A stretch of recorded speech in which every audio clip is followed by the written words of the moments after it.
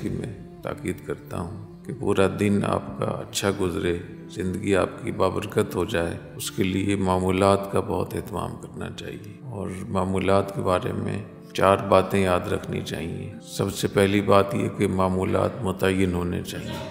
تلاوت ہے، ذکر ہے، استغفار ہے، درود شریف ہے، مناجات مقبول ہے، یا اور اگر معمولات متعین نہیں ہیں تو اس کی پابندی نہیں ہو سکے۔ دوسری بات ہے کہ معمولات کی مقدار بھی متعین ہونی چاہیے۔ روزانہ جو معمولات میں کروں گا وہ اس کی مقدار کیا ہوگی۔ آپ اتنے معمولات مقرر کریں جس پر آپ استقامت کر سکیں، دوام کر سکیں۔ تیسری چیز ہے کہ معمولات کے لیے وقت بھی مقرر ہونا چاہیے، اور اکابر نے لکھا ہے کہ بہتر یہ ہے کہ اس کی جگہ بھی متعین ہو جائے۔ جو معمولات آپ کر رہے ہیں متعین ہو، مقدار متعین ہو، وقت مقرر ہو، اس کی جگہ کا تعین بھی اگر ہو جائے تو اس میں آسانی بہت ہوتی ہے۔ جیسے ہی اس جگہ سے آپ گزریں گے تو آپ کو یاد آ جائے گا کہ مجھے کچھ پڑھنا ہے۔ تو ان چیزوں کا اگر اہتمام کر لیں تو بہت بہتر ہوگا، بہت فائدہ ہوگا، خصوصاً اس دور میں جس میں ہم گزر رہے ہیں، جس دور میں ہم چل رہے ہیں۔